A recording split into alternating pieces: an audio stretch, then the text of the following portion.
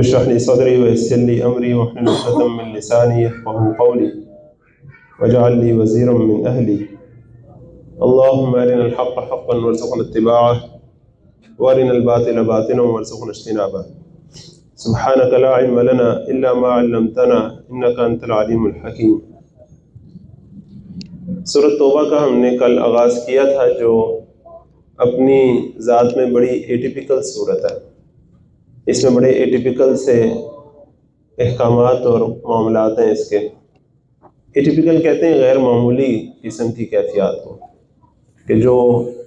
بالعموم جس طرح کا ایک نارمل رویہ یا ایٹیچیوڈ ہو، اس سے ذرا ہٹ کر اگر کوئی چیز ہو تو اسے کہتے ہیں ایٹیپیکل، ایکسیپشنل، استثنائی صورتحال۔ سورۃ توبہ کا آغاز بھی آپ کو پتہ ہے کہ بسم اللہ کے بغیر ہوتا ہے۔ یہ اللہ تعالیٰ کی طرف سے تلوار لیے ہوئے نازل ہوئی ہے صورت، اور بڑی شان والی صورت ہے، جلال والی صورت ہے، لیکن انالیسس کے اعتبار سے بھی یہ بڑی مشکل صورت ہے۔ اسی لیے میں نے کل جو پہلے 5 رکوع پڑھے تھے ان کا انالیسس تھوڑا ڈیفیکلٹ تھا، اس کو پھر ذرا ریوائز کر لیں تاکہ آپ جب خود پڑھیں گے انشاءاللہ قرآن مجید،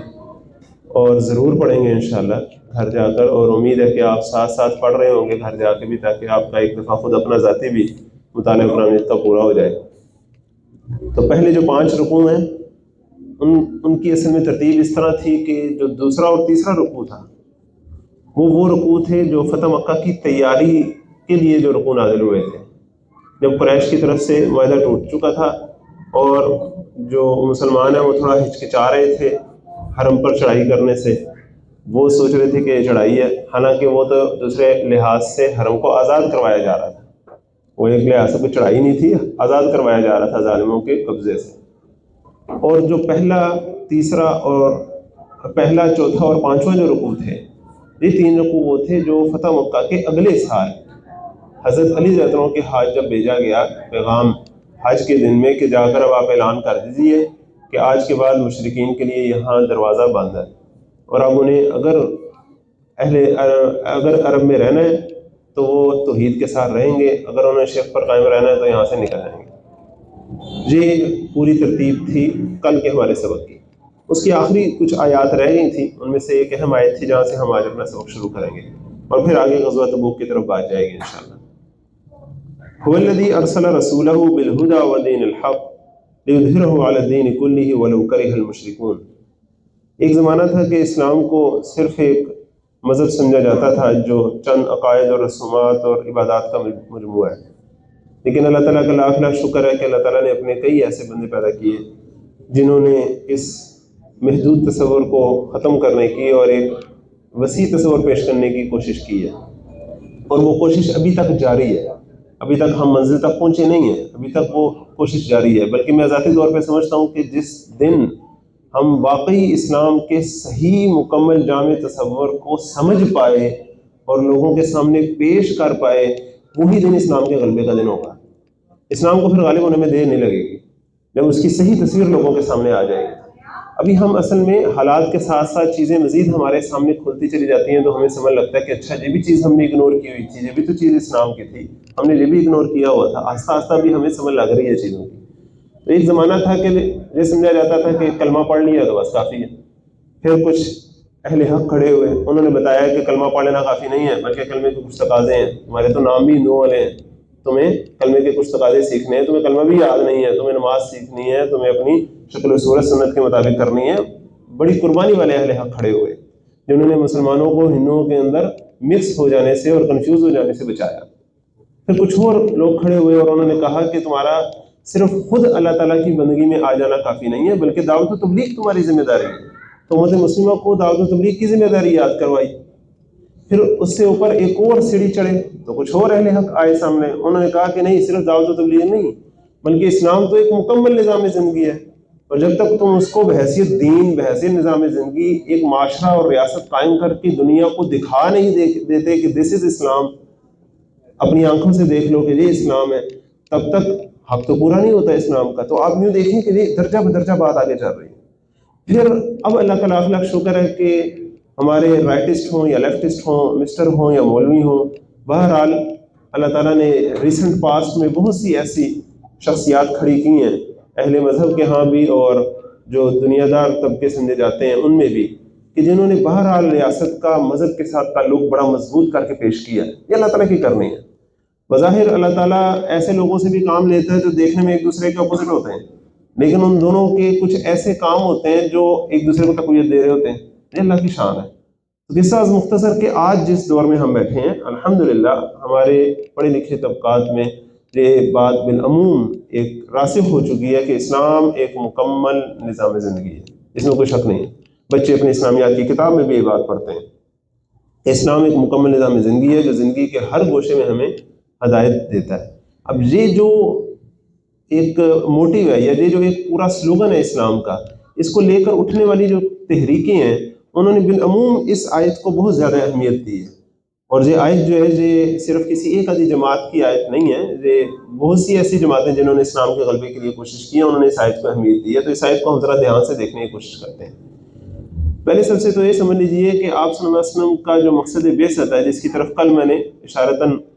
ذکر کیا تھا اس کا، کہ ایک اس کا خصوصی پہلو ہے اور ایک اس کا عمومی پہلو ہے۔ خصوصی پہلو جو پورے اہل عرب جو ہیں ان کی طرف آپ صلی اللہ علیہ وسلم کی جو خصوصی بعثت تھی، اور عمومی پہلو جو پوری دنیا کی طرف جو آپ صلی اللہ علیہ وسلم کی بعثت کا پہلو تھا۔ تو یہ آیت ایسی ہے جو آپ صلی اللہ علیہ وسلم کے مقصد کو واضح کرتی ہے، آپ صلی اللہ علیہ وسلم کے مقصد بعثت کو واضح کرتی ہے۔ اور قرآن مجید میں یہ 3 مقامات پر آتی ہے، سورۃ توبہ، سورۃ فتح اور سورۃ صف۔ اور ترتیب بڑی کنورس ہے کہ سورۃ توبہ میں ترتیب نزولی کے اعتبار سے آخر میں نازل ہوتی ہے، لیکن ترتیب مصحف میں سب سے پہلے یہاں آ رہی ہے۔ تو آپ اس کا ترجمہ دیکھتے ہیں اور پھر اس پر انشاءاللہ بات کرتے ہیں۔ هو الذی ارسل رسولہ، وہی اللہ ہے جس نے بھیجا اپنا رسول۔ تو اللہ تعالیٰ نے اپنا رسول بھیجا، بالہدی ودین الحق، الہدی اور دین حق کے ساتھ، لیظہرہ علی الدین کلہ، تاکہ غالب کر دے اسے کل کے کل دین پر، ولو کرہ المشرکون، خواہ مشرکوں کو کتنا ہی ناگوار ہو۔ یہاں 3-4 چیزیں ہیں جن کو ہمیں دیکھنے کی ضرورت ہے۔ پہلا سب سے یہ ہے کہ اللہ تعالیٰ نے اپنا رسول بھیجا، تو اللہ تعالیٰ نے تو بہت سے رسول بھیجے۔ پھر آگے کہ وہ رسول الہدا کے ساتھ بھیجا، تو ہر رسول ہی ہدایت کے ساتھ بھیجا۔ حضرت آدم علیہ السلام کو جب زمین پر بھیجا تھا تو یہ فرما کر بھیجا تھا کہ فَإِمَّا يَأْتِيَنَّكُم مِّنِّي هُدًى فَمَن تَبِعَ هُدَايَ فَلَا خَوْفٌ عَلَيْهِمْ وَلَا هُمْ يَحْزَنُونَ۔ لیکن اللہ تعالیٰ نے جو سلسلہ رسالت چلایا تھا، وہ جو رسول آئے جن کا تذکرہ ہم سورۃ اعراف میں پڑھ کر آئے ہیں، اگر آپ دیکھیں تو اس میں ایک ترتیب نظر آتی ہے ہمیں، جس کی طرف میں نے اشارہ کرنے کی کوشش کی تھی کہ پری ابراہیمک جو رسول تھے، حضرت نوح علیہ السلام، ہود علیہ السلام، صالح علیہ السلام، ان کی تعلیمات بالعموم انسان کی جو انفرادی زندگی ہوتی ہے اس سے متعلق تھی، کیونکہ انسان کی اجتماعی زندگی بھی اتنی ڈیولپڈ ہوئی نہیں تھی کہ ان کو پیغامات اس حد تک دیے جاتے۔ آپ یوں سمجھ لیجئے کہ ایک بچہ جو ابھی 8ویں 9ویں 10ویں کا بچہ ہے، اس کو آپ PhD کی کتابیں تو نہیں پڑھائیں گے نا، وہ جس لیول پر اسے اسی لیول کی تعلیمات کی ضرورت ہے۔ تو انسان ابھی اتنا بڑا اور اتنا میچور ہوا ہی نہیں تھا، اس کی لائف اتنی زیادہ کمپلیکیٹڈ نہیں ہوئی تھی۔ لیکن حضرت ابراہیم علیہ السلام کے بعد تاریخ نے جو ہے وہ ایک نیا موڑ لیا، اور اب اجتماعی مسائل سامنے آنا شروع ہوئے، اور ان کا حل اللہ تعالیٰ اپنے رسولوں کے ذریعے بھیجتا رہا۔ حضرت لوط علیہ السلام کی قوم کا معاشرتی مسئلہ تھا، حضرت شعیب علیہ السلام کی قوم کا معاشی مسئلہ تھا، حضرت موسیٰ علیہ السلام کی قوم کا سیاسی مسئلہ تھا۔ اللہ تعالیٰ نے بالترتیب ان تینوں میں ہدایت بھیجنے کے بعد جب ایک قوم کو آزاد کر لیا، تو پھر حضرت موسیٰ علیہ السلام کو بلا کے پہلی کتاب اور شریعت سے نوازا، پہلی کتاب اور شریعت سے نوازا، اور اب ان سے مطالبہ کیا کہ اب تمہیں کچھ کر کے دکھانا ہے، تمہارے اوپر کچھ دکھا دیں۔ جب آزادی مل گئی، آبادی مل گئی، کتاب اور شریعت مل گئی، تو اب تمہیں کچھ کر کے دکھانا ہے۔ انہوں نے جو کیا وہ تو ہم دیکھتے آئے ہیں، اور پھر ان کی پوری تاریخ میں یہ کے بعد دیگر رسول آتے رہے۔ حضرت داؤد علیہ السلام بھی ان کے پاس آئے زبور لے کر، اور پھر آخری جو ان کے رسول تھے وہ حضرت عیسیٰ علیہ السلام تھے جو انجیل لے کر آئے۔ اس کے بعد ایک عرصہ گزرا کہ وحی کا سلسلہ اللہ تعالیٰ نے منقطع رکھا۔ اللہ تعالیٰ کی حکمت تھی کہ سورج نکلنے سے پہلے سارے جو ستارے ہیں وہ ماند پڑ جاتے ہیں، اور حضرت سلمان فارسی رضی اللہ عنہ کے اسلام لانے کا واقعہ یہ شو کرتا ہے کہ کس طرح آخری ستارے جو ہیں وہ ٹمٹماتے بجھتے جا رہے تھے، اور اس سورج کی تلاش تھی سب کو۔ اور پھر اللہ تعالیٰ نے آپ صلی اللہ علیہ وسلم کو مبعوث فرمایا۔ آپ صلی اللہ علیہ وسلم کو جو مبعوث فرمایا تو آپ صلی اللہ علیہ وسلم کو الہدا دے کر بھیجا۔ یہ الہدا اور ہدن میں فرق ہے۔ ہدن جو اللہ تعالیٰ نے ذکر کیا تھا آدم علیہ السلام سے،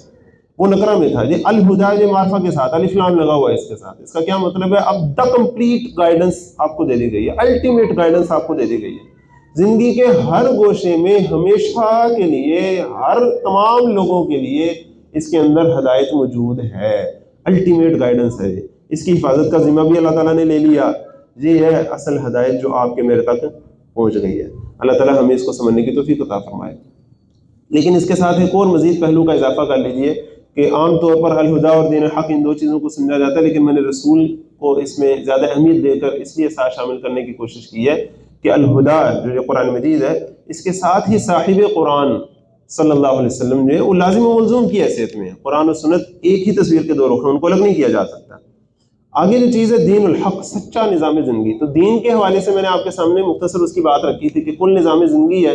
تو کل جو نظام زندگی ہے پورا معاشرہ وہ افراد پر مشتمل ہوتا ہے، افراد کے افکار و نظریات، عقائد، ان کے کردار، اور پھر اس سے آگے بڑھ کر معاشرتی جو ان کی خلاقیات ہیں، معاشرتی رسومات ہیں، ان کا تہذیب و تمدن ہے، اس سے اوپر بڑھ کر ریاست کے جو قوانین ہیں، ان کی انتظامیہ، مقننہ، عدلیہ، اور اوپر آئین، اور پورے ان کے عالمی معاملات، ان کی خارجہ پالیسی، سب چیزیں ان کے نظام زندگی کے اندر آ جاتی ہیں۔ اور آج تو دور ہے پورے عالمی نظام کا، اور عالمی نظام نے تمام ملکوں کو اتنے کمپلیکیٹڈ انداز سے اپنے اندر جھگڑا ہوتا ہے کہ کسی ایک ملک کے لیے اس سے آزاد ہو کر چلنا جو ہے وہ ممکن نہیں ہے، بالخصوص ہم جیسا ملک جو ایک متمدن ملک ہے،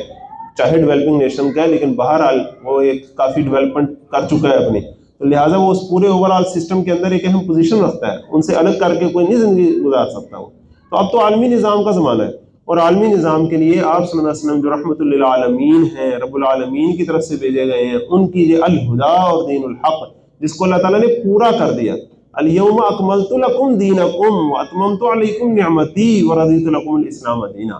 تو اللہ تعالیٰ نے اب زندگی کے ہر گوشے میں ہدایت بھی دے دی اور مکمل نظام زندگی دے دیا، جو بحیثیت فرد، گھرانہ، معاشرہ، ریاست، پورا عالمی جو پورا منظرنامہ ہو سکتا ہے، سب کے لیے ہدایات اس کے اندر، بین الاقوامی معاملات کی بھی ہدایات، جو ہم پیچھے پڑھ کر آئے کہ مختلف قوموں کے درمیان معاہدات کیسے ہونے چاہیے، اور سورۃ النساء میں پڑھ کر آئے کہ ان کے آپس میں ایک دوسرے کے جان مال کا تحفظ کیسے ہونا چاہیے، یہ ساری چیزیں اسلام نے بتائی ہیں نا۔ تو یہ پورا نظام زندگی ہے۔ اللہ تعالیٰ نے سب کچھ دیا کیوں؟ لِيُظْهِرَهُ عَلَى الدِّينِ كُلِّهِ، تاکہ وہ اسے غالب کر دے تمام کے تمام ادیان پر۔ اس میں کوئی شک نہیں ہے کہ کوشش آپ صلی اللہ علیہ وسلم اور ان کے ساتھی محمد رسول اللہ والذین معہ نے کرنی ہے، اور اس کوشش کو منزل تک پہنچانا ہے اللہ تعالیٰ نے اپنی مدد سے، جو کہ اللہ تعالیٰ کرتا آیا ہے۔ سورۃ انفال اور سورۃ توبہ میں ہم نے دیکھا ہے غزوہ بدر اور فتح مکہ کے نتیجے میں۔ تو یہ تھا آپ صلی اللہ علیہ وسلم کا اصل مشن جو آپ صلی اللہ علیہ وسلم نے کیا، اور اس میں کوئی شک نہیں ہے کہ آپ نے بتمام و کمال کیا۔ آپ کے ماننے والے تو یہ مانیں گے ہی، جو آپ کے نہیں ماننے والے وہ بھی اس بات کو مانتے ہیں کہ محمد صلی اللہ علیہ وسلم نام کی جو شخصیت تھی وہ اللہ کے رسول تھے کہ نہیں تھے یہ تو ہمیں نہیں پتا، لیکن بہرحال وہ 100 میں بھی سب سے اوپر تھے، اور دنیا کے جتنے بھی انقلابات ہیں ان میں سب سے بڑا اور اہم اور ہماگیر انقلاب لانے والے بھی وہی تھے۔ یہ تو دشمن بھی تسلیم کرنے پر مجبور ہے، تو کجا یہ کہ ہم اگر اس سے نظریں چرائیں۔ اور اللہ کا لاکھ لاکھ شکر ہے کہ آج جو دور ہے پڑھا لکھا طبقہ اس بات کو سمجھتا ہے کہ آپ صلی اللہ علیہ وسلم ہی تھے جنہوں نے عدل و انصاف، اخوت، مساوات، حریت کی ایک اعلیٰ ترین جو مثال ہو سکتی تھی تب سے لے کے اب تک اور قیامت تک، اس کی بہترین ایک مثال آپ صلی اللہ علیہ وسلم نے پیش کی۔ اللہ تعالیٰ ہمیں اس پر پورا یقین نصیب فرمائے۔ اور اب جو مرحلہ ہے اصل وہ اس کے طریقہ کار کا ہے۔ اب اس میں کوئی ڈیبیٹ نہیں ہے کہ آپ صلی اللہ علیہ وسلم نے کیا کام کیا تھا، اب ایشو یہ ہے کہ وہ کیسے کیا تھا، اور آج کے دور میں ہم وہ کیسے کر سکتے ہیں۔ آج کا دور اصل میں منہج کا دور ہے، آج کا دور اصل میں طریقہ کار سمجھنے کا دور ہے۔ اللہ تعالیٰ ہمیں وہ سمجھائے جو ہم سیرت سے سمجھنے کی کوشش کر رہے ہیں۔ وَلَوْ كَرِهَ الْمُشْرِكُونَ، خواہ یہ بات مشرکوں کو کتنی ہی ناگوار گزرے۔ یا ایھا الذین آمنوا، اے ایمان والو، ان کثیر من الاحبار والرہبان، در حقیقت بہت سے علماء اور راہب، لا یأکلون اموال الناس بالباطل، کھا جاتے ہیں، ضرور کھا جاتے ہیں لوگوں کے مال بالباطل، ناجائز طریقے سے۔ اب علماء اور جو اللہ والے ہوتے ہیں ان کا اصل میں تو بڑا مقام ہوتا ہے، وہ تو انبیاء کے وارث ہوتے ہیں، ان کا اپنا جو اصل مقام ہے علماء حق کا وہ اپنی جگہ، یہاں اس کی ڈیبیٹ نہیں ہو رہی۔ یہاں ایشو یہ ڈسکس کیا جا رہا ہے کہ جو علماء سو ہیں، جو لوگوں کے مال کھاتے ہیں باطل طریقے سے، ناجائز طریقے سے۔ کیوں؟ لوگوں کا استحصال دو طریقے سے ہو سکتا ہے، ایک یہ کہ مادی اعتبار سے ان کے اوپر اقتدار رکھتے ہوئے ان کو جبراً اپنے نیچے رکھا جائے، دوسرا یہ کہ روحانیت کے نام پر، اخلاقیات کے نام پر، مذہب کے نام پر ان کا استحصال کیا جائے۔ اور پچھلے مذاہب میں تو یہ اپنی انتہا تک پہنچا، اور ہمارے اندر بھی وہ ساری برائیاں آتی رہیں جو پچھلے لوگوں میں تھیں۔ تو اللہ تعالیٰ ہمیں علماء حق کا ساتھ دینے کی اور ان کا ساتھ نصیب فرمائے، اور جو علماء سو ہیں ان سے بچائے، اور ہمیں بھی علم حاصل کرنے کی توفیق عطا فرمائے، اور ہمیں بھی علماء حق کے نقش قدم پر چلنے کی توفیق عطا فرمائے۔ جو علماء سو ہیں، جو دولت کے پجاری ہیں، اپنے مفادات کے پجاری ہیں، ہمیں ویسا بننے سے بھی بچائے، اور جو لوگ ایسے ہیں ان کے شر سے بھی بچائے۔ لا یأکلون اموال الناس بالباطل ویصدون عن سبیل اللہ، اور اللہ کی راہ سے روکتے ہیں۔ اللہ تعالیٰ کا رستہ ان پر تو واضح ہوتا ہے نا۔ اب آپ اندازہ کریں کہ جو یہود و نصارہ تھے ان کے حوالے سے بھی دو طبقات کا ذکر تھا نا۔ ایک ان کی جنرل پبلک تھی، امیون لا یعلمون الکتاب الا امانی، ان کو کچھ پتہ نہیں ہے سوائے کچھ خواہشات ہیں ان کی۔ لیکن ان کے جو اہل علم تھے وہ تو جانتے تھے، ایسے جانتے تھے جیسے اپنے بیٹوں کو جانتے ہیں، لیکن صرف اپنی عصبیت کی وجہ سے اور اپنے مفادات کی وجہ سے، اور جس طرح وہ عیسائیوں کا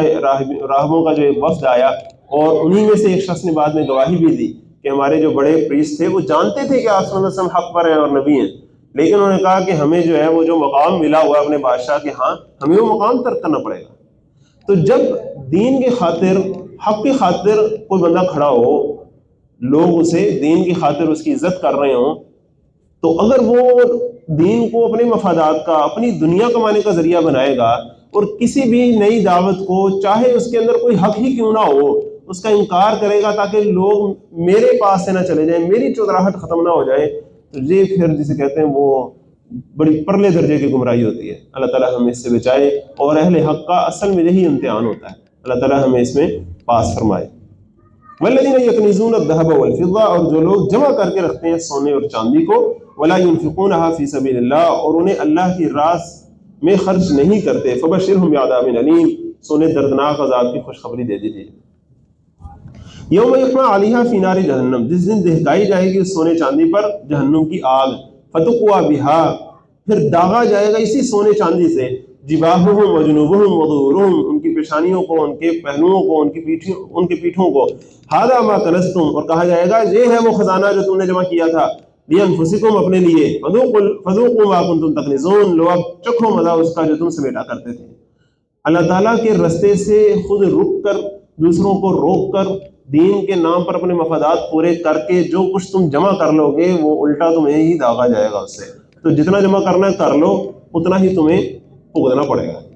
ان عدت الشہور عند اللہ، بے شک اللہ تعالیٰ کے نزدیک مہینوں کی تعداد 12 شہرہ، 12 مہینے ہیں، فی کتاب اللہ، اللہ کی کتاب میں، یوم خلق السماوات والارض، جس دن اللہ تعالیٰ نے زمین و آسمان پیدا فرمائے اس دن سے،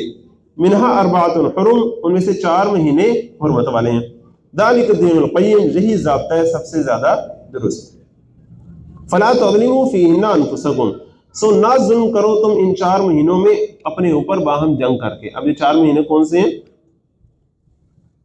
ذی القعدہ، ذی الحج اور محرم، 3 کنٹینیوس ہیں، اور ایک الگ ہے رجب کا، تو یہ 4 حرام مہینے ہیں۔ تو اس میں جنگ اور قتال اور ایک دوسرے کے ساتھ لڑائی یہ ٹھیک نہیں ہے۔ وقاتل المشرکین کافہ، اور جنگ کرو مشرکوں کے ساتھ سب مل کر، کما یقاتلونکم کافہ، جس طرح وہ تم سے سب مل کر جنگ کرتے ہیں۔ وَاعْلَمُوا أَنَّ اللَّهَ مَعَ الْمُتَّقِينَ، اور جان رکھو کہ اللہ متقیوں کا ساتھ دیتا ہے۔ ویسے تو سارے کام ہی مل جل کر کرنے چاہیے، لیکن جنگ ایک ایسی چیز ہے جو مل جل کر ہی کی جا سکتی ہے، اکیلے اکیلے کرنا الٹا فساد کا باعث بنتا ہے۔ انما النسیء زیادۃ فی الکفر، حقیقت یہ ہے کہ مہینوں کو آگے پیچھے کر لینا کفر میں اضافہ ہے۔ یضل به الذین کفروا، گمراہ کیے جاتے ہیں جس سے یہ کافر لوگ، یحلونہ عاما، کسی مہینے کو ایک سال حلال کر لیتے ہیں، ویحرمونہ عاما، اور اسی کو دوسرے سال حرام کر لیتے ہیں۔ اب قریش مکہ کی مختلف جو بدعات تھیں اور دین کو اپنے مقاصد کے لیے جو انہوں نے استعمال کرتے تھے دین ابراہیمی کو، تو اس میں سے ایک اہم بات کیا تھی کہ وہ حرام مہینوں کو آگے پیچھے کرنے کا اختیار انہوں نے اپنے پاس رکھا تھا۔ جب پتہ لگتا تھا کہ اب یہ مہینہ حرام نہیں ہے، اگر ہمارا قافلہ جائے گا تو ہمیں خطرہ ہو سکتا ہے، تو اس کو حرام ہی نہ کرا دیتے تھے کہ اس دفعہ رجب جو ہے نا وہ جمادی ثانی سے پہلے آ جائے گا۔ اور اگر محسوس ہوتا تھا کہ ہم نے دوسرے کسی پر حملہ کرنا ہے اور مہینہ حرام کا ہے، تو پھر کہتے تھے کہ نہیں جی اس دفعہ حرام کا مہینہ نہیں ہے، وہ اگلی دفعہ اگلے مہینے حرام کا مہینہ ہوگا، ابھی نہیں، ابھی ہم حملہ کر دیں۔ اپنی مرضی سے اپنے مفادات کے لیے اس کو کرتے تھے۔ لیواتئوا، تاکہ وہ پوری کر لیں، عدت، تعداد، ما حرم اللہ، ان مہینوں کی جنہیں اللہ تعالیٰ نے حرام کرایا۔ فیحلوا ما حرم اللہ، اس طرح وہ حلال کر لیں وہ مہینہ جسے اللہ تعالیٰ نے حرام کرا دیا۔ زین لهم سوء اعمالہم، ان کے برے کام ان کے لیے خوشنما بنا دیے گئے، ڈیکوریٹ کر دیے گئے۔ واللہ لا یہدی القوم الکافرین، اور اللہ حق کا انکار کرنے والوں کو ہدایت نہیں دیتا۔ اب 5 رکوع ہو گئے اور اب آگے جو 6 رکوع سے جو پوری ایک ڈسکشن شروع ہو رہی ہے وہ غزوہ تبوک کی شروع ہو رہی ہے. جیسا میں نے کہا تھا کہ سورۃ توبہ بڑی ایکسیپشنل صورت ہے، اس میں بہت سے ایسے معاملات ہیں جو ایٹیپیکل نوعیت کے ہیں، ایکسیپشنل نوعیت کے ہیں. اس طرح غزوہ تبوک بھی اپنی شان میں بڑی غیر معمولی غزوہ تھا. آپ اس کو یوں سمجھیے کہ صلح حدیبیہ کے بعد میں نے آپ سے کہا تھا کہ آپ صلی اللہ علیہ وسلم کی جو کوششیں تھیں وہ مختلف حصوں میں تقسیم ہو گئی تھیں. ایک تھا قریش کے ساتھ جو معاملہ، اس کو تو ہم نے فتح مکہ کے پورے پس منظر میں دیکھ لیا کہ کس طرح معاہدہ ہوا، کس طرح قریش مکہ نے معاہدہ توڑا اور کس طرح آپ صلی اللہ علیہ وسلم نے پورے عرب کو اکٹھا کر کے ان کے گرد 10,000 کا لشکر اکٹھا کر کے ان کو 1,00,000 دکھا کر انہیں ہتھیار ڈالنے پر مجبور کیا اور پرامن طریقے سے مکہ فتح کیا. دوسری طرف یہود کا معاملہ تھا جن کے 3 قبیلے مدینے سے بدر تو ہو گئے ہوئے تھے لیکن سارے خیبر میں جمع ہوئے تھے. تو آپ صلی اللہ علیہ وسلم نے صلح حدیبیہ کے فوراً بعد جو کام کیا وہ خیبر فتح کیا اور یہودیوں کا بھی صفایا ہو گیا. پھر جو دوسرے بدو عرب تھے ان سے بھی کئی جنگیں ہوتی رہیں، لیکن خاص کام جو ہوا وہ یہ کہ آپ صلی اللہ علیہ وسلم نے عالمی خطوط لکھے. بڑے بڑے جو بادشاہ تھے اس زمانے کے سارے ان کو خطوط لکھے. اگر اسلامی ریاست کے قیام کے حوالے سے بات کی جائے تو ایسا محسوس ہوتا ہے کہ 3 واقعات بڑے اہم تھے، ہجرت کا بھی، صلح حدیبیہ کا بھی اور فتح مکہ کا بھی. لیکن میں یہ محسوس کرتا ہوں کہ اگر قرآن مجید کا آپ مطالعہ کریں تو آپ محسوس کریں گے کہ صلح حدیبیہ جو ہے وہ انتہائی اہمیت کی حامل تھی. ایسی چیز جس کو اللہ تعالیٰ نے خود فتح قرار دیا، فتح مبین قرار دیا، اس پر پوری ایک صورت نازل فرمائی. اور آج اگر آپ انٹرنیشنل لا کے اصول کے مطابق کسی ریاست کی ڈیفینیشن کرتے ہیں تو ریاست وہ ہوتی ہے جس کی آزاد خارجہ پالیسی ہوتی ہے. جس کی اپنی کوئی آزاد خارجہ پالیسی نہیں ہے وہ آزاد ریاست کہلانے کے لائق ہی نہیں ہوتی. تو آپ صلی اللہ علیہ وسلم کی آزاد خارجہ پالیسی کھلا کے سامنے آتی ہے فتح مبین کے بعد، صلح حدیبیہ کے بعد، جب آپ صلی اللہ علیہ وسلم اوپنلی اپنی مہر لگا کے خط لکھتے ہیں پورے بڑے بڑے بادشاہوں کو اور ان کے ساتھ دوستی کا ہاتھ بھی بڑھاتے ہیں اور جو کوئی سرکشی پر آتا ہے تو اس کے ساتھ پھر مقابلے پر بھی اترتے ہیں. اب مختلف جو بادشاہوں کو خطوط لکھے گئے ان کے جو نتائج نکلے، یہ بڑا انٹرسٹنگ ایک موضوع ہے سیرت کا جس کو آپ انشاءاللہ سیرت کی کتاب میں پڑھیں گے تفصیل سے، کہ جو حجاز کا علاقہ تھا جہاں آپ صلی اللہ علیہ وسلم بھیجے گئے ان کے گرد جتنے بھی بادشاہ تھے ان کو اگر آپ تقسیم کریں تو وہ 2 دائروں میں تھے. ایک تو حجاز کا علاقہ نا، مکہ مدینہ طائف، یہ سارا حجاز کا علاقہ کہلاتا تھا. اس کے گرد آپ ایک دائرہ کھینچیں تو جو جزیرہ نما عرب ہے اس کے کارنرز پر مشتمل جو ریاستیں تھیں وہ اس دائرے کے اندر آ جائیں گی. عراق، شام، دمشق اور یمن، عمان، بحرین، یہ پورے وہ علاقے تھے جو جزیرہ نما عرب کے کناروں پر آباد تھے. نسبتاً زیادہ شہری متمدن علاقے تھے اور جو بڑی جو ریاستیں تھیں 2، ایران اور روم کی، ان کی کالونیز تھیں. اگرچہ یہ شہری علاقے تھے اور بڑے متمدن علاقے تھے لیکن تھے غلام علاقے. جبکہ حجاز کا جو علاقہ تھا یہ اللہ تعالیٰ نے علی کی شان والا رکھا تھا کہ یہ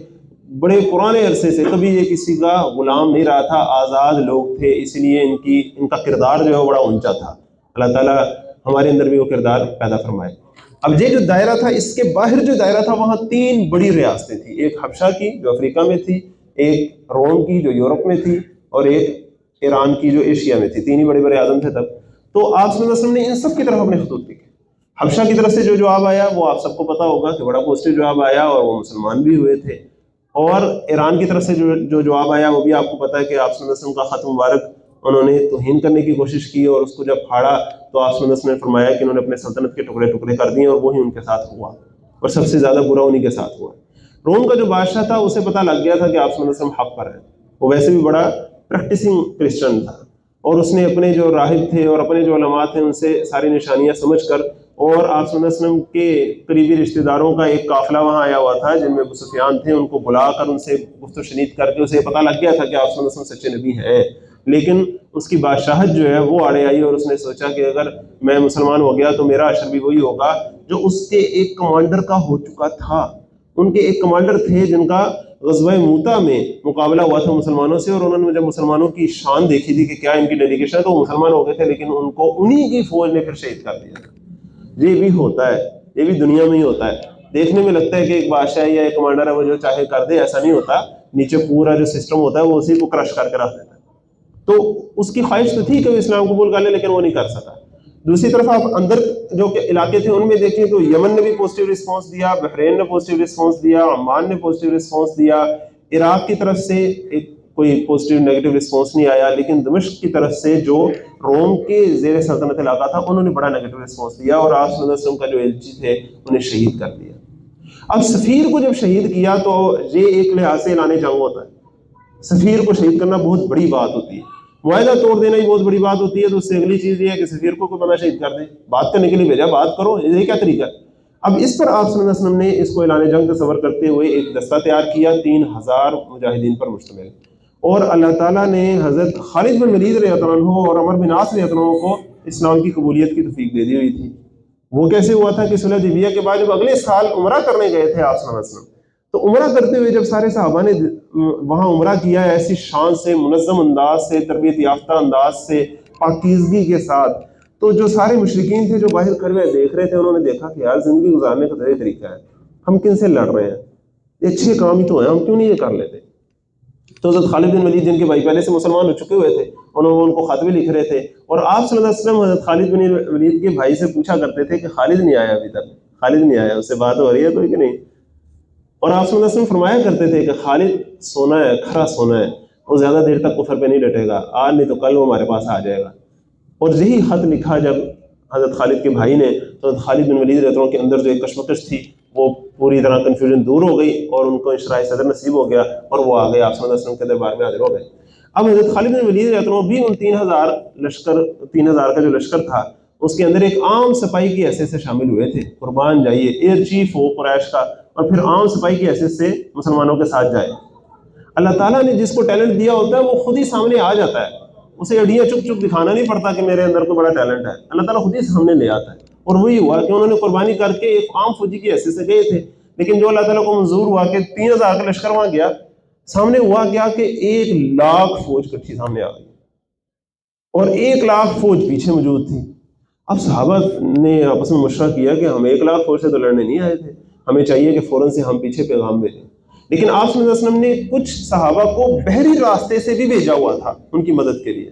یہ آپ صلی اللہ علیہ وسلم کی وہ موو تھی جو عرب میں اتنی زیادہ پہچانی نہیں جاتی تھی، لیکن اللہ تعالیٰ کو جو منظور ہوا کہ وہ جو بحری آپ صلی اللہ علیہ وسلم نے بیڑا بھیجا تھا وہ پہنچ نہیں پایا وہاں، وہ کہیں اور جو ہے وہ رستے میں گم ہو گئے، لیکن وہاں تک پہنچ نہیں پائے ان کی مدد کو۔ لیکن وہ جو 3,000 لوگ تھے، جب انہوں نے دیکھا کہ آگے 1,00,000 مقابلے میں 1,00,000 پیچھے، تو آپ اندازہ کریں 2,00,000 کا اگر 3,000 سے مقابلہ ہونا تو ایک بندے پہ 66 بندہ چڑھتا ہے،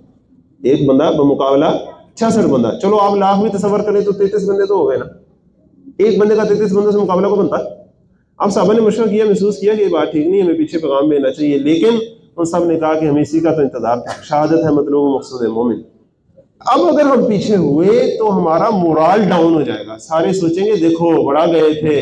دیکھا نا جب رومن فوج آگے آئی ہے تو پھر واپس ہو گئے، نہیں شکست بھی ہو چاہے ہمیں، لیکن اب ہم یہاں لڑ کے جائیں گے، ایک دفعہ ہاتھ تو ڈالیں گے نا، پتہ چلے گا ٹکر لی ہے ہم نے ان سے، چاہے ہاری بھی ہے، کچھ جنگیں جیتنے کے لیے نہیں ہوتی، صرف لڑنے کے لیے ہوتی ہیں، ہم یہاں لڑیں گے اور اللہ کے راستے میں مار جائیں گے سارے۔ اب وہ 3-4 دن تک جنگ جاری رہی ہے، پہلے سپہ سالار شہید ہوئے، دوسرے سپہ سالار شہید ہوئے، تیسرے سپہ سالار شہید ہوئے، اور ان میں حضرت علی اکرم کے جو بڑے بھائی تھے حضرت جعفر وہ بھی شہید ہوئے، بڑے خاص صحابی تھے، حبشہ سے بھی آئے تھے واپس صلح حدیبیہ کے بعد۔ جب یہ سارے شہید ہوئے، اب صحابہ جب ایک دوسرے کی طرف دیکھا تو نظر ان کی پڑی حضرت خالد پر، حضرت خالد بن ولید رضی اللہ عنہ کو انہوں نے اپنا بڑا بنایا۔ حضرت خالد بن ولید رضی اللہ عنہ نے کمال ہی کیا، انہوں نے کہا کہ جو پیچھے تھے وہ آگے آ جائیں، جو آگے تھے وہ پیچھے چلے جائیں، جو دائیں تھے وہ بائیں چلے جائیں، جو بائیں تھے وہ دائیں چلے جائیں، ذرا اپنی پوزیشن بدلنے پہلے سب سے، تاکہ اگلے دن دشمن کو لگے کہ یہ تو نئے لوگ آ گئے۔ دوسرا کیا کیا کہ اپنے کچھ ساتھیوں کو دور پیچھے بھیج دیا رات کے اندھیرے میں کہ سو جب لڑائی پوری ہماری جوش پہ جاری ہوگی تو تم نے پیچھے سے ایسے دوڑتے آنا ہے جس طرح پیچھے سے مدد آ گئی ہماری۔ اب وہ صبح جب لڑائی ہوئی پہلے تو دشمن نے دیکھا کہ یہ کیا نئے لوگ آ گئے، اور پھر جب لڑائی شروع ہو گئی تو لڑائی اپنے زوروں پہ آیا تو پیچھے سے لوگ دوڑتے آئے، تو دشمن نے سوچا ان کی تو مدد آ گئی، 3-4 دن ہو گئے تھے، لگتا ہے پیچھے سے بندے آ گئے ان کے، تو دشمن تھوڑا سا پیچھے ہوا تو خالد نے اپنی فوج کو پہلے سمجھایا ہوا تھا، وہ تھوڑا سا اور پیچھے ہو گئے، دشمن اور پیچھے ہوا جی، تھوڑا اور پیچھے ہو گئے، فاصلہ بڑھتا گیا، دشمن نے سوچا جی ہمیں شاید گھیر رہے ہیں، وہ پیچھے ہوتے گئے، جی بھی پیچھے ہو کے آرام سے اپنی فوج کو بچا کے مدینے میں واپس لے آئے، اور 100 سے بھی کم لوگ شہید ہوئے، صرف پوری فوج کو بچا کے خالد بن ولید واپس لے آئے۔ یہ بہت بڑا کارنامہ تھا مسلمانوں کا ایک لحاظ سے کہ رومن امپائر سے ٹکر لی۔ اب اس کے بعد فتح مکہ کا موقع آ گیا۔ فتح مکہ کے موقع کے بعد جو ہے وہ روم کے جو لوگ تھے وہ دھمکیاں میں خطوط بھی لکھ رہے تھے، دھمکیاں بھی دے رہے تھے، ادھر اپنے علاقے کے ارد گرد جو مسلمانوں کا ایریا تھا وہاں لوٹ مار بھی کرتے تھے، اور اپنی فوجی تیاریوں میں بھی مصروف تھے، نقل و حرکت جس طرح بارڈر پر دیکھتے ہیں نا، ہم کبھی انڈیا کی نقل و حرکت دیکھیں تو فٹافٹ ہم چارج ہو جاتے ہیں، اس طرح معاملات چل رہے تھے۔ اور پھر وہی بات یاد رکھیں جو قریش کے معاملے میں تھی، غزوہ بدر کے پس منظر میں نے آپ کو بتائی تھی، دشمن کا ویٹ کرنا کہ آ کے وہ جب سر پہ کھڑا ہو جائے گا پھر کچھ کرنا یہ کوئی عقل مندی کی علامت نہیں ہوتی. لیڈر وہ ہوتا ہے جو پہلے پیش بندی کرتا ہے. تو آپ صلی اللہ علیہ وسلم نے بجائے اس کے کہ وہ آ جاتے مدینے کا گھراؤ کرنے پھر ہم مقابلہ کرتے ہیں، نہیں، آپ صلی اللہ علیہ وسلم فرمایا ہم جائیں گے ان کا مقابلہ کرنے. تب پھر آپ صلی اللہ علیہ وسلم ایک عظیم لشکر لے کر گئے ان کا مقابلہ کرنے، جسے ہم غزوہ تبوک کے نام سے جانتے ہیں. جو تبوک کے مقام تک گئے، اب وہاں پڑھنا شروع کرتے ہیں. جی بڑا مشکل غزوہ تھا، سب سے زیادہ مشکل غزوہ تھا، کیونکہ پتا تھا کہ رومن امپائر سے، اس وقت کی سپر پاور سے مقابلہ ہے. یہ کوئی عام عرب کی آپس میں جنگ نہیں ہے، یہ سپر پاور سے مقابلہ ہے. ان کی اسٹینڈنگ آرمیز ہیں، ان کے اصلی ایسے ہیں، اتنی بڑی بڑی ان کی تلواریں ہیں کہ ہماری تو تلواریں ان سے آدھی ہیں. ایسے ایسے معاملات ہیں ان کے پاس، ایسے ایسے ایسے نہیں ہیں، ہم نے دیکھے نہیں کبھی. ان کی فوج بھی ہمارے سے 10-20 گنا اوپر آئے. یہ سب معاملات تھے، اور قحط کا موسم تھا، موسم کی شدت تھی، سب کچھ تھا. لیکن آپ صلی اللہ علیہ وسلم کا آرڈر تھا، اور وہ آرڈر بھی اس دفعہ زیادہ ہی غیر معمولی تھا. عام طور پر آپ صلی اللہ علیہ وسلم نے اپنی پوری جو 23 سالہ جدوجہد ہے اس میں سے جو 8-9 سال جنگ جاری رہی ہے مدینے میں، ایمرجنسی کی کیفیت رہی ہے. آپ صلی اللہ علیہ وسلم نے کبھی بھی کسی کو مجبور نہیں کیا کہ تم ایسا نکلو، لازمی تمہیں نکلنا ہے، نہیں. بلکہ اعلان ہوتا تھا کبھی ہم جا رہے ہیں، لوگ خود والنٹیرلی آتے تھے، اپنے آپ کو پریزنٹ کرتے تھے، اپنا مال بھی اور اپنی جان بھی، کبھی ہم آپ کے ساتھ جانا چاہتے ہیں. یہاں تک کہ بعض کو تو روکنا پڑتا تھا کہ نہیں بھی آپ چھوٹے ہیں، آپ بھی ٹھہر دیں. ایسا ہوتا رہا ہے نا جنگوں میں. لیکن یہ وہ موقع تھا کہ آپ صلی اللہ علیہ وسلم نے ہر بندے کو آرڈر کیا کہ اب ہر بندہ نکلے گا، جو بغیر عذر کے پیچھے رہے گا اس کے لیے پھر سزا کا معاملہ ہوگا. اور جو ہے لے کے آؤ، جنرل اپیل ہے، مال کی بھی اور جان کی بھی. یہ پہلی دفعہ ہوا ہے، اور یہ ان تحریکوں کے لیے بھی بہت بڑے سبق کی بات ہے کہ آپ اندازہ کریں کہ اخلاق کا اور روحانیت کا کیا لیول تھا اس تحریک کا. اور اس تحریک کا جو قائد تھے صلی اللہ علیہ وسلم، ان کے ساتھ لوگوں کی جو اٹیچمنٹ تھی اس کا کیا لیول تھا کہ انہیں کبھی حکم نہیں دینا پڑا لوگوں کو، اور لوگ خود نکلتے آئے. یہ پہلا موقع آیا کہ حکم دے رہے ہیں جب ریاست قائم ہو چکی ہے مکمل طور پر فتح مکہ کے بعد. اور آپ اس کو یوں بھی کہہ سکتے ہیں کہ ریاستی سطح پر اب ٹکراؤ تھا ایک ریاست کا دوسری ریاست سے. اب دیکھیے یا ایھا الذین آمنوا، اے ایمان والو، اب یہاں منافقین کھل کے سامنے آ جائیں گے، کیونکہ جو اب آپ صلی اللہ علیہ وسلم کی پکار پر جانتے بوجھتے بغیر عذر کے لبیک نہیں کہے گا، وہ سیدھا سیدھا منافقانہ عمل کرے گا. تو یا ایھا الذین آمنوا ما لکم، کیا ہو گیا تمہیں، اذا قیل لکم، جب تم سے کہا گیا انفروا فی سبیل اللہ، اللہ کی راہ میں نکلو، اثاقلتم الی الارض، تو تم زمین سے ہی چمٹ کے رہ گئے. اردیتم بالحیات الدنیا من الآخرہ، کیا تم نے آخرت کے مقابلے میں دنیا کی زندگی کو پریفر کر لیا. فما متاع الحیات الدنیا فی الآخرۃ الا قلیل، اگر ایسا ہے تو جان لو کہ دنیاوی زندگی کا ساز و سامان تو آخرت کے مقابلے میں بہت ہی تھوڑا ہے. الا تنفروا یعذبکم عذابا الیما، پہلی دفعہ یہ بات کہی جا رہی ہے. الا تنفروا یعذبکم عذابا الیما، اگر نہ نکلو گے تم تو اللہ تعالیٰ تمہیں دردناک سزا دے گا. ویستبدل قوما غیرکم، اور تمہاری جگہ دوسری قوم کو لے آئے گا. ولا تضروه شیئا، اور تم اس کا کچھ بھی بگاڑ نہ سکو گے. واللہ علی کل شیء قدیر، اور اللہ ہر چیز پر پوری قدرت رکھتا ہے. عام طور پر ہمارے ہاں ایک جنرل ایک مسکنسیپشن پائی جاتی ہے کہ جب اہل حق تھوڑے ہوتے ہیں تو ان کو مشکل کا سامنا ہوتا ہے، جب وہ زیادہ ہو جاتے ہیں تو مشکلیں ان کی ختم ہو جاتی ہیں. ایسا نہیں ہوتا. اگر وہ اہل حق ہیں تو ان کا ٹکراؤ باطل سے جاری رہے گا. جب تھوڑے ہوتے ہیں تو چھوٹے لیول پر ان کی کشمکش ہوتی ہے اور ٹکراؤ ہوتا ہے، اور جب بڑے ہو جاتے ہیں تو ان کا بڑے لیول پر ٹکراؤ ہوتا ہے. جب مسلمان تھوڑے سے تھے 313 تھے تو 1000 سے مقابلہ تھا، جب 1000 ہو گئے تو 3000 سے مقابلہ ہوا،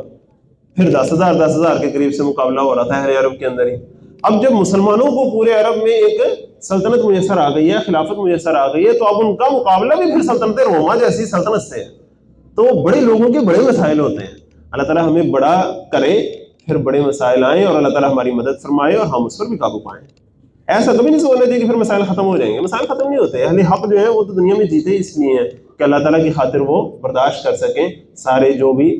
مصائب ان کے سامنے آئیں. الا تنصروہ، اگر تم نے نبی صلی اللہ علیہ وسلم کی مدد نہ کی،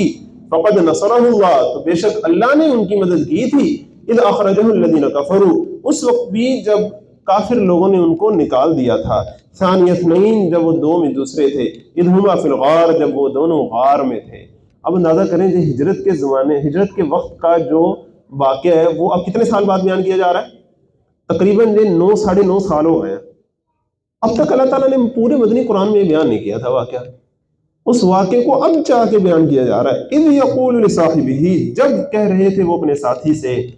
حضرت ابو بکر صدیق رضی اللہ عنہ سے، جن کو اللہ تعالیٰ ان کا ساتھی کہہ رہا ہے، لا تحزن ان اللہ معنا، غم نہ کیجیے، بے شک اللہ ہمارے ساتھ ہے. تم پریشان کیوں ہوتے ہیں؟ دو ہمیں، تیسرا ہمارا اللہ ہے۔ فانزل اللہ سکینتہ، سو نازل کیا اللہ نے اپنی طرف سے سکون قلب علیہ ان پر بھی، وأیدہ اور مدد کی ان کی، بجنود لم تروھا ایسے لشکروں سے جو تمہیں نظر نہیں آتے تھے، وجعل کلمۃ الذین کفروا اور کافروں کے کلمے کو کر دیا، کافروں کے بول کو، ان کے مشن کو کر دیا السفلی نیچا، وکلمۃ اللہ اور اللہ کا بول، اللہ کا کلمہ اور اللہ کا مشن ہی العلیٰ وہ تو ہے ہی اونچا، اللہ عزیز الحکیم اور اللہ زبردست ہے اور حکمت والا ہے۔ انفروا خفافا وثقالا، نکلو خواہ تم ہلکے ہو خواہ بوجھل ہو، خواہ آسانی ہے خواہ مشکل ہے، دل کر رہا ہے نہیں کر رہا، جو بھی ہے نکلو۔ وجاہدوا باموالکم وانفسکم، جہاد کرو اپنے مالوں اور اپنی جانوں کے ساتھ، فی سبیل اللہ اللہ کی راہ میں، ذالکم خیر لکم ان کنتم تعلمون، یہ بہتر ہے تمہارے لیے بشرطے کہ تم سمجھو۔ لو کان عرضا قریبا، اگر آسانی سے حاصل ہونے والا فائدہ ہوتا، وسفرا قاصدا اور ہلکا سا سفر ہوتا، لتبعوک تو اے نبی صلی اللہ علیہ وسلم یہ ضرور آپ کے پیچھے آتے، آپ کی پیروی کرتے، ولکن بعدت علیہم الشقہ، لیکن ان کے لیے یہ راستہ بہت کٹھن ہو گیا ہے، بہت مشکل ہو گیا ہے، اب سپر پاور سے مقابلہ ہے، رومن امپائر سے مقابلہ ہے، تو اب ان کو مشکل پیش آ رہی ہے۔ وَسَيَحْلِفُونَ بِاللَّهِ اور ان قریب وہ قسم کھائیں گے اللہ کی، لَوْ اسْتَطَعْنَا لَخَرَجْنَا مَعَكُمْ، اگر کہیں ہم سے ہو سکتا تو ہم ضرور آپ کے ساتھ نکلتے۔ یُهْلِكُونَ أَنفُسَهُمْ، وہ اپنی جانوں کو ہلاکت میں ڈال رہے ہیں، وَاللَّهُ يَعْلَمُ إِنَّهُمْ لَكَاذِبُونَ اور اللہ جانتا ہے کہ بے شک وہ جھوٹے ہیں۔ عفو اللہ عنک، اب کیا ہوتا تھا آپ صلی اللہ علیہ وسلم کا مزاج کیا تھا؟ جی یہ لیڈر کے لیے اور رہنما کے لیے، قائد کے لیے، امیر کے لیے انتہائی اہم ہدایات۔ آپ صلی اللہ علیہ وسلم کا مزاج یہ تھا کہ اگرچہ اللہ تعالیٰ تو کہہ رہے ہیں کہ ہر بندہ نکلے اور ایسے پوری ایک اسٹرونگ کال ہے، آپ صلی اللہ علیہ وسلم بھی کال تو لگا رہے ہیں، لیکن جب بھی کوئی بندہ آپ صلی اللہ علیہ وسلم کے پاس آتا ہے اور کوئی بھی عذر پیش کرتا ہے کہ میرا فلاں مسئلہ ہے، مجھے یہ مسئلہ ہے، میری مسز بیمار ہے، مجھے گھر میں یہ کام ہے وہ ہے، تو آپ صلی اللہ علیہ وسلم کوئی بغیر زیادہ ڈیبیٹ کیے، اس سے بحث کیے، سادگی سے اسے کہہ دیتے تھے کہ ٹھیک ہے کوئی بات نہیں، کوئی مسئلہ نہیں، ٹھیک ہے، آپ کو بھی اجازت، آپ کو بھی اجازت، آپ کو بھی اجازت، سب کو اجازت دی جاتی تھی۔ اب یہ بات بڑی غیر معمولی تھی، یہ آپ صلی اللہ علیہ وسلم کی بڑی حکمت تھی۔ ذرا آپ اندازہ کریں، ایسے سخت ماحول میں جو بندہ آپ سے اجازت مانگ رہا ہے تو دو صورتیں ہو سکتی ہیں، یا تو وہ آپ کا پکا ساتھی ہے اور واقعی جینوئنلی اس کو ضرورت پڑ گئی تو آپ سے اجازت مانگ رہا ہے، تو آپ کو چاہیے کہ آپ اس کو واقعی اجازت دے دیں۔ اچھا دوسری سچویشن کیا ہے کہ وہ بندہ آپ کا ساتھی ہے ہی نہیں، وہ دو نمبر بندہ ہے، مانا ڈھونڈ رہا ہے، اب آپ نے اسے زبردستی لے کے جا کے کیا کر لینا، تو اچھا ہے آپ اسے اجازت دے دیں، ادھر ہی رہ لیں۔ دونوں صورتوں میں آپ صلی اللہ علیہ وسلم کی جو بات ہے وہ بڑی حکمت پر مبنی ہے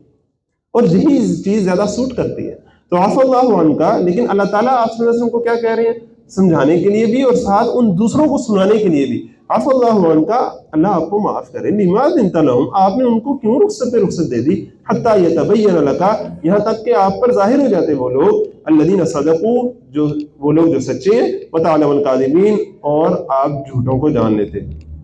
جھوٹے بھی آپ پر ظاہر ہو جاتے ہیں۔ اب دیکھیں جس طرح اللہ تعالیٰ نے پہلے وہ قیدیوں کے بارے میں بھی کہا تھا نا، تو اس طرح یہاں بھی اللہ تعالیٰ یہ کہہ رہے ہیں، اور اصل میں آپ صلی اللہ علیہ وسلم کا جو ایک ایکشن ہے وہ آپ کے میرے لیے ایک ہدایت اور رہنمائی ہے، لیکن ساتھ اللہ تعالیٰ یہ جو کہہ رہے ہیں وہ بھی جو باقی اجازت مانگنے والے ہیں ان کے لیے ایک وارننگ ہے کہ دھیان کرو تم کیا کر رہے ہو، تم آپ صلی اللہ علیہ وسلم تو اجازت دے رہے ہیں لیکن تم آ کے اجازت کیوں لے رہے ہو، جس کی آگے ساری تفصیل بھی آئے گی۔ لا یستأذنک الذین یؤمنون، آپ سے رخصت نہیں مانگیں گے وہ لوگ جو ایمان رکھتے ہیں باللہ والیوم الاخر، اللہ اور یوم آخر پر، ان یجاہدوا باموالہم وانفسہم، اس سے کہ جہاد کریں اپنے مال و جان سے، اس سے آ کے انہوں نے چھٹی لینی، اس سے آ کے رخصت چاہنی ہے انہوں نے کہ اللہ کے رستے میں جہاد کرنے کا موقع آیا تو ہمیں چھٹی دے دیں۔ واللہ علیم بالمتقین، اور اللہ خوب جانتا ہے متقیوں کو۔ انما یستأذنک الذین لا یؤمنون باللہ والیوم الاخر، حقیقت یہ ہے کہ رخصت طلب تو کرتے ہیں آپ سے وہ لوگ جو اللہ اور یوم آخر پر ایمان نہیں رکھتے، وارتابت قلوبہم، اور ان کے دل شک میں مبتلا ہیں، فہم فی ریبہم یترددون، اور وہ اپنے شک میں بھٹک رہے ہیں۔ یہ جو آیات ہے نا کہ آپ سے اجازت نہیں مانگیں گے وہ جو سچے ایمان والے ہیں، اور جو آپ سے اجازت مانگیں گے وہ ایمان والے نہیں ہیں، یہ پورا ایک سٹانس ہے نا، یہی اسی کا جو کنورس سٹانس ہے وہ آپ کو سورہ نور کے اینڈ میں ملے گا انشاءاللہ، جب ہم وہاں پہنچیں گے۔ وہاں کیا فرمایا جائے گا کہ جو آپ سے اجازت لیتے ہیں وہ سچے ایمان والے ہیں، تو بڑا ہی کنورس معاملہ ہے کہ یہاں کہا جا رہا ہے کہ جو نہیں اجازت لیتے وہ سچے ایمان والے ہیں، وہاں کہا جا رہا ہے کہ جو اجازت لیتے ہیں وہ سچے ایمان والے ہیں۔ یہ اصل میں سچویشن ٹو سچویشن ویری کرتی ہے چیز، جس میں نے کہا تھا نا سورۃ توبہ ایک ایکسیپشنل صورت ہے، یہ ٹپیکل یہاں صورتحال ہے۔ اب عام حالات میں کیا ہوتا ہے کہ اہل ایمان سے تقاضا ہے کہ جب بھی تم کسی اجتماعیت کے کسی کام میں جمع ہو جاؤ، آپس میں اکٹھے ہو، کسی فنکشن ہے، کوئی پروگرام ہے، کہیں آپ صلی اللہ علیہ وسلم کے ساتھ کسی مشن پر بھی جانا ہے، مہم پر بھی جانا ہے، کسی جو چھوٹے موٹے ہر ہفتے 2 ہفتے بعد کوئی نہ کوئی دستہ جا رہا ہے، کوئی نہ کوئی مہم جا رہی ہے، تو اگر جا رہے ہو تو آپ صلی اللہ علیہ وسلم سے اجازت لیے بغیر نہ جگہ کو چھوڑ کے جاؤ، خود ہی اجازت لے کے جاؤ۔ اگر تم اجازت نہیں لو گے اور ویسے ہی چلے جاؤ گے تو یہ ایمان کی منافی بات ہوگی، اجازت لے کے جاؤ گے تو یہ تمہارے ایمان کی علامت ہوگی۔ جبکہ یہاں معاملہ کیا پیش آ رہا ہے، یہاں اب اتنی ایکسیپشنل صورت آ رہا ہے کہ تم سب کو کہا جا رہا ہے کہ نکلو، اب یہاں اجازتیں مانگنا صحیح نہیں ہے۔ تو ایک ہی چیز کسی صورت میں درست ہو سکتی ہے اور کسی دوسری صورت میں درست نہیں ہو سکتی۔ تو یہ ایمان والوں کو چاہیے کہ وہ یہ بات سمجھیں کہ انہیں عزیمت کا پہلو اختیار کرنا چاہیے، رخصت کی بجائے، رخصت لینے کی بجائے انہیں ہمت کرنی چاہیے۔ اللہ تعالیٰ آپ کو مجھے اس کی توفیق عطا فرمائے۔ وَلَوْ أَرَادُوا الْخُرُوجَ، اور اگر واقعتاً ان کا ارادہ ہوتا نکلنے کا جہاد کے لیے، لَا عَدُّوا لَهُ عُدَّةً، تو وہ ضرور تیار کرتے اس کے لیے کچھ نہ کچھ ساز و سامان، وَلَٰكِن كَرِهَ اللَّهُ بِعَاثَهُمْ، لیکن اللہ تعالیٰ نے ان کا اٹھنا اور نکلنا پسند نہیں کیا، فَثَبَّتَهُمْ، لہٰذا اللہ نے ان کو سست کر دیا، وَقِيلَ اقْعُدُوا مَعَ الْقَاعِدِينَ، اور ان سے کہہ دیا گیا کہ بیٹھ رہنے والوں کے ساتھ تم بھی بیٹھ رہو۔ یہ اللہ تعالیٰ کی طرف سے ہی پھر توفیق نہیں ہوتی، بندہ سوچ رہا ہوتا کہ میں نہیں جا رہا، نہیں، اللہ تعالیٰ تمہیں پسند ہی نہیں کر رہے کہ تم جاؤ۔ دیکھیں آپ میں ہم سب چاہتے ہیں کہ ہم اللہ تعالیٰ کے راستے میں شہید ہو جائیں۔ جب مسجدوں میں دعا مانگی جاتی ہے سارے آہستہ آہستہ آمین کہہ رہے ہوتے ہیں، جب دعا مانگی جاتی ہے یا اللہ ہمیں اپنے راستے میں شہادت نصیب فرما، اونچی سر یا آمین کی آواز آتی ہے۔ آج بھی اللہ کا لاکھ لاکھ شکر ہے لوگوں کے اندر جذبہ ہے، لیکن وہ جو الٹیمیٹ آخری کال آنی ہے جس کی ہم سب منتظر رہ سکتے ہیں کہ ہاں جی، اور جنرل پبلک بھی ہماری عام طور پر کہتی پائی جاتی ہے کہ وہ امام مہدی آئیں گے نا پھر ہم باہر نکلیں گے اور سارا کچھ کریں گے، وہی تو ہم کریں گے۔ لیکن جو آج ان کا رستہ ہموار کرنے کے لیے کوشش نہیں کرتا، اپنے چھوٹے چھوٹے مسائل کو سامنے لے آتا ہے، اپنی چھوٹے چھوٹے مفادات کو قربان نہیں کر سکتا، تو اس وقت جب بڑا امتحان ہوگا تو مفادات بھی بڑے بڑے ہوں گے، قربانی بھی بڑی دینی پڑے گی، پھر وہ بھی نہیں دی جا سکے گی اگر آج چھوٹی قربانیاں نہ دی۔ اللہ تعالیٰ ہمیں ہمت کرنے کی توفیق عطا فرمائے۔ لیکن دوسری طرف جو اہل عمل حضرات ہوتے ہیں ان کے لیے بھی اس میں بڑی اہم ہدایت ہے کہ آپ اندازہ کریں کہ غزوہ تبوک آئی ہوئی ہے اور آپ صلی اللہ علیہ وسلم پھر بھی اجازت دے رہے ہیں اور ایزی ماحول رکھ رہے ہیں سب کے ساتھ، اور آپ اندازہ کریں بہت سے ایسے صحابہ ہو سکتے ہیں جو مدینے میں رہنے والے ہوں جنہوں نے بنفس نفیس کسی غزوے میں شرکت نہ کی ہو۔ ہر غزوے میں ہر ایک کا جانا ضروری تو نہیں تھا نا، بہت سے ایسے صحابہ ہو سکتے ہیں جو نہ گئے ہوں، مدینے میں ایک عام شہری کی حیثیت میں رہتے ہوں، تو کیا ان کے ساتھ ان صحابہ کا بیہیویئر جو ہر غزوے میں جاتے تھے ان کا بیہیویئر ان کے ساتھ کوئی برا ہوتا تھا؟ نہیں، اچھا بیہیویئر ہی ہوتا تھا نا۔ تو ہم اپنے ساتھیوں میں سے جب کوئی کسی پروگرام میں نہ آ سکے، کسی ہمارے کال پر نہ آ سکے، تو ہم عام طور پر بڑے جلد باز ہو جاتے ہیں، ایک آدھی کال پر اگلے نے جواب نہیں دیا، چاہے اگلے کو فون ہی اس کا بیچارے کا چارجنگ پہ لگا ہو، فوراً سے شیطان ہمارے دل میں جو ہے نا وہ بدگمانی ڈالنے لگ جاتا ہے، دنیا کو پریفر کر دیا اس نے، بس ایسے نہیں، ایسے نہیں کرنا چاہیے۔ ہمیں اپنا دل کھلا رکھنا چاہیے، سب کے لیے ہمیں بالکل بچھنا چاہیے، یہ سمجھنا چاہیے کہ پرائمری ذمہ داری ہماری اپنی ہے، باقی سب جو ہیں وہ ہمارا ساتھ دے رہے ہیں۔ جب ہر بندہ یہ سمجھے گا نا کہ پرائمری ذمہ داری میری اپنی ہے، جماعت تو میرے اس مشن میں موجود و عامل ہے، تو اسے جماعت اور اس کے ساتھی اپنے ہیلپر لگیں گے، اپنے محسن لگیں گے۔ اور جب یہ سوچے گا کہ میں اتنا کام کر رہا ہوں ان کے لیے، میں ان کے لیے اتنا سارا کام کر رہا ہوں اور یہ مجھے کیا آگے سے ریوارڈ دے رہے ہیں، تو پھر معاملہ صحیح نہیں چلیں گے۔ اللہ تعالیٰ ہمیں سمجھنے کی توفیق عطا فرمائے۔ لو خرجوا فیکم، اور اگر نکلتے جو تمہارے ساتھ، ما زادوکم الا خبالا، تو نہ اضافہ کرتے تمہارے لیے مگر میری خرابی میں، ولا اودعوا خلالکم، اور ضرور بھاگ دوڑ کرتے تمہارے درمیان، یبغونکم الفتنہ، فتنہ پیدا کرنے کے لیے، وفیکم سماعون لہم، اور تمہارے اندر ایسے لوگ موجود ہیں جو ان کی باتیں کان لگا کر سنتے ہیں، واللہ علیم بالظالمین، اور اللہ ان ظالموں کو خوب جانتا ہے۔ پہلے بھی جب منافقین آپ صلی اللہ علیہ وسلم کے ساتھ گئے تھے، ایک ہی ایسا غزوہ تھا جس میں منافقین ساتھ گئے، عبداللہ بن ابی ساتھ گیا، تو اس نے ایسے ایسے فتنے برپا کیے مہاجرین انصار کو آپس میں لڑانے کے لیے، اور نعوذ باللہ ثم نعوذ باللہ آپ صلی اللہ علیہ وسلم کی مسز پر تہمت لگانے کے لیے، اتنے بڑے بڑے فتنے اس نے کھڑے کر دیے تھے، جس کا ذکر آگے ہم سورۃ منافقون میں بھی جا کے پڑھیں گے۔ تو اللہ تعالیٰ کہہ رہے ہیں کہ اللہ تعالیٰ نے ان ساروں کو جو بٹھا دیا اور ان کو آپ کے ساتھ چلنے نہیں دیا، یہ آپ کے لیے بھلائی ہوا ہے۔ اور جو پچھلی آیت میں بات تھی کہ اگر ان کا ارادہ ہوتا تو انہوں نے کچھ نہ کچھ تیاری تو کی ہوتی نا۔ جب ایک بندہ آ کے کہہ رہا ہے کہ میری پوری تیاری تھی لیکن اچانک سے مجھے یہ مسئلہ پڑ گیا تو میں نہیں جا پا رہا، جبکہ تیاری اس کی کوئی بھی نہ ہو، تو اس کا ارادہ پہلے دن سے نہیں نکلنے کا تھا۔ لقد ابتغوا الفتنة، یقیناً ان لوگوں نے فتنہ پردازی کی کوشش کی تھی من قبل، اس سے پہلے بھی، وقلبوا لك الامور، اور تمہارے معاملات کو الٹ پلٹ کر دیا تھا، حتی جاء الحق، یہاں تک کہ سچا وعدہ آ گیا، وظہر امر اللہ، اور اللہ کا حکم غالب ہو گیا، وہم کارہون، جبکہ وہ اسے ناپسندی کرتے رہے، ومنہم، اور ان میں سے کوئی ایسا بھی ہے، ومنہم من، اور ان میں سے کوئی ایسا بھی ہے، یقول، جو کہتا ہے، اذن لی ولا تفتنی، مجھے رخصت دے دیجئے جہاد میں نہ جانے کی اور مجھے فتنے میں نہ ڈالیے۔ اب ایک جد بن قیس نام کا ایک بندہ تھا، بہت ہی جسے کہتے ہیں نا وہ بدبختی پر اترا ہے، اس نے آ کے کہا کہ اصل میں مجھے پتا ہے اپنا رومن امپائر سے لڑنے جا رہے ہیں، وہاں شامی خواتین ہوں گی، وہ بڑی خوبصورت ہوتی، میں بڑا حسن پرست قسم کا بندہ ہوں، یہ نہ ادھر جا کے میں اپنا ایمان ہی کھو دوں، تو آپ ایسا کریں مجھے ادھر ہی رہنے دیں تاکہ میرا ایمان تو محفوظ رہے۔ دیکھیں بانا مار رہا، کیسا بانا مار رہا۔ آگے سے اللہ تعالیٰ کیا کہہ رہے ہیں کہ جو کہہ رہے ہیں نا مجھے فتنے میں مبتلا نہ کریں، الا سن لو، فی الفتنۃ سقطوا، فتنے میں تو لوگ پڑ گئے ہیں، وَإِنَّ جَهَنَّمَ لَمُحِيطَةٌ بِالْكَافِرِينَ، یقیناً جہنم نے گھیر رکھا ہے ان کافروں کو۔ ان تصبک حسنۃ تسؤہم، اگر آپ کو کوئی بھلائی پہنچتی ہے تو ان کو بڑا برا لگتا ہے، وَإِن تصبک مصیبۃ، اور اگر آپ پر کوئی مصیبت آتی ہے، یقولوا، تو یہ کہتے ہیں، قد اخذنا امرنا من قبل، اچھا ہوا ہم نے اپنا معاملہ پہلے ہی ٹھیک کر لیا تھا، وَيَتَوَلَّوْا، اور واپس چلے جاتے ہیں، وَهُمْ فَرِحُونَ، خوشیاں مناتے ہوئے۔ قل، ان سے کہیے، لن یصیبنا، ہرگز نہیں پہنچتی ہمیں کوئی بھلائی یا برائی، الا ما كتب اللہ لنا، مگر وہ جو اللہ نے ہمارے لیے لکھ دی ہے، هو مولانا، اللہ ہی ہمارا مولا ہے، وعلی اللہ فلیتوکل المؤمنون، اور اللہ ہی پر چاہیے کہ اہل ایمان بھروسہ کریں۔ قل، ان سے کہیے، هل تربصون بنا، تم ہمارے حق میں کس چیز کے منتظر ہو، الا احدى الحسنیین، الا یہ کہ دو بھلائیوں میں سے ایک بھلائی ہمیں ملے، وَنَحْنُ نَتَرَبَّصُ بِكُمْ، اور ہم انتظار کر رہے ہیں تمہارے لیے، أَن يُصِيبَكُمُ اللَّهُ بِعَذَابٍ، اس بات کا انتظار کر رہے ہیں کہ یا تو اللہ تعالیٰ تمہیں سزا دے گا، من عنده، اپنی طرف سے، او بِأَيْدِينَا، یا ہمارے ہاتھوں سے، فَتَرَبَّصُوا، سو تم بھی انتظار کرو، إِنَّ مَعَكُمْ مُتَرَبِّصُونَ، اور ہم بھی تمہارے ساتھ انتظار کر رہے ہیں۔ ہمارا کیا نتیجہ نکلے گا، یا ہمیں فتح مل جائے گی یا ہمیں شہادت مل جائے گی، دونوں چیزیں ہمارے لیے خیر ہی خیر ہے، اور تمہیں کیا ملے گا، یا اللہ تعالیٰ تم پر عذاب نازل کرے گا یا ہمارے ہاتھوں تمہاری پٹائی ہوگی۔ تو دیکھ لو، پھر انتظار تم بھی کر لو، ہم بھی کر لیتے ہیں۔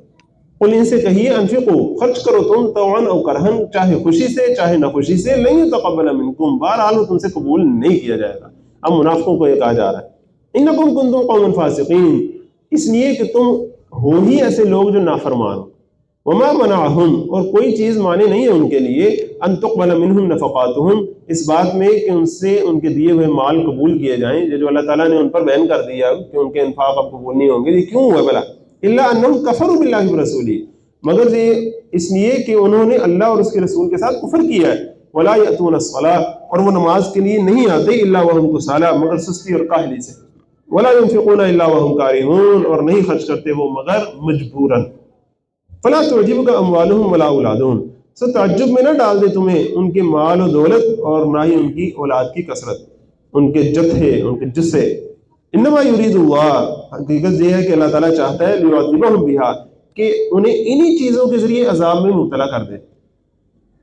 فی الحیات دنیا، دنیاوی زندگی میں، وتزہق انفسہم، اور ان کی جان نکلے، وہم کافرون، ایسی حالت میں کہ وہ کافر ہوں، وَيَحْلِفُونَ بِاللَّهِ إِنَّهُمْ لَمِنكُمْ، اور وہ اللہ کی قسمیں کھاتے ہیں کہ یقیناً وہ تم میں سے ہی ہیں، ہم ہیں آپ کے ساتھی، پکے ساتھی ہیں ہم آپ،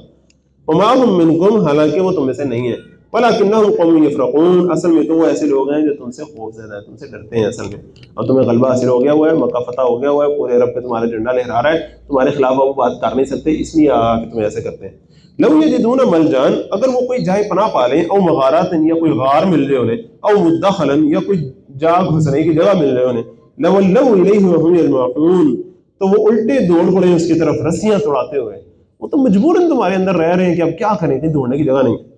ومنہم من یلمزک فی الصدقات، اور ان میں سے کچھ ایسے بھی ہیں جو تم پر صدقات کے تقسیم کے معاملے میں اعتراض کرتے ہیں۔